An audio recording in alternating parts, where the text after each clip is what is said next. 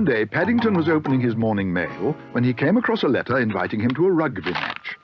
It seemed the Peruvian Reserves were playing a charity match against the Portobello Wanderers.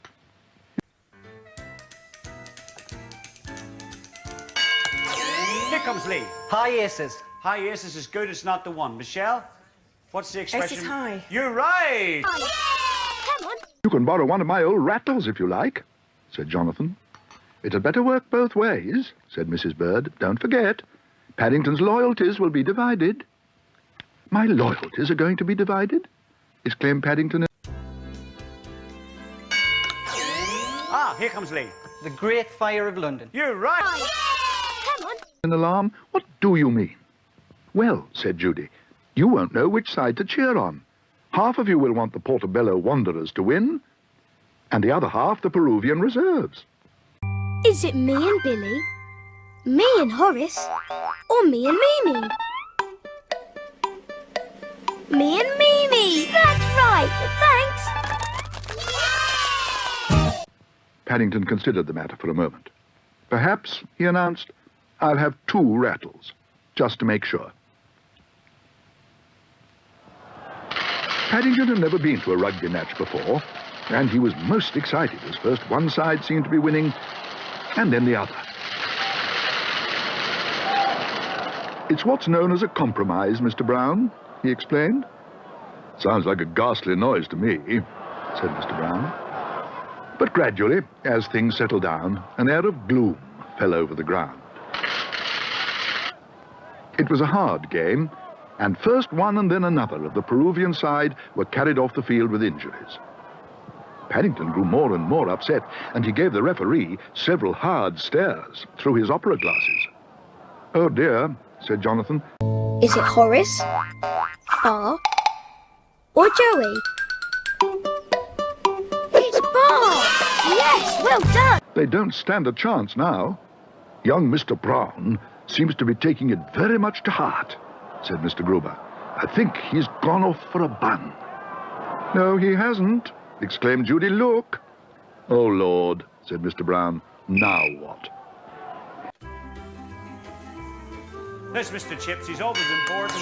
What's he up to? Karen. He's looking for trouble. Looking for trouble. Come on.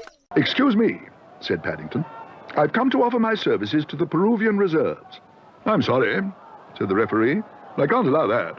It has to be someone from the country concerned. Paddington gave the man another hard stare. Well, I come from darkest Peru. On the potting shed, on the stable, or on the twisty tree?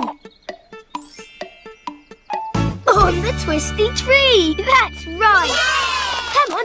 He said firmly, and I'm very concerned. The referee seemed to go a funny colour. Some of Paddington's stares could be very hard in... Nina. Team spirit. You're right. Come on. Indeed. He looked at the ball, and then at the waiting players. All right, he said. You can have a go if you like. After all, it is a charity match.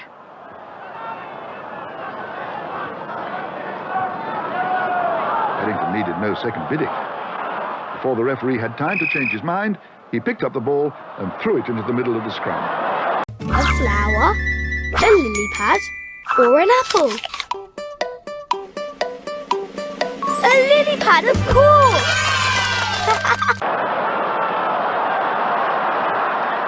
Then he stood back to await developments. Thank you very much, he began, raising his hat politely. Watch out! Cried Jonathan. Too late, moaned Judy. Paddington sat up. He'd known rugby was a rough game, but never in his wildest dreams had he pictured it being quite so rough, and he could quite see why so many players had been carried off the field. But before he had a chance to say help, let alone get up, the pounding of feet grew louder again. Here you are, shouted a voice. Catch! Paddington fell over backwards in alarm. I don't want it, thank you very much, he cried. Oh dear, I can't watch, exclaimed Judy, as Paddington scrambled to his feet and hurried off down the field as fast as his legs would carry him. Don't worry, said Mr. Gruber. He hasn't got the ball anymore. He jolly well has, cried Jonathan. Look. He had it under his duffel coat all the time. No wonder the other players couldn't find it. Good old Paddington, he's scored a try. They've won the match. Crikey. What's up? Began Judy. Oh. Will someone please tell me what's going on? Said Mr. Brown. Oh, dear Henry, look. Excuse me, said Paddington. I'd like you to... M. M. So, wet your whistle. Right next. L. L. Greenpeace. Right next. K. K. Doorway. Foot in the door. Right next. N. N. Message in a bottle. Right next. O. Tap on the shoulder. You're right. meet someone. It's my Aunt Lucy. She's come all the way from the Home for Retired Bears in Lima with the Peruvian Reserves Supporters Club. And she'd like to stay for a while. That is, if she may.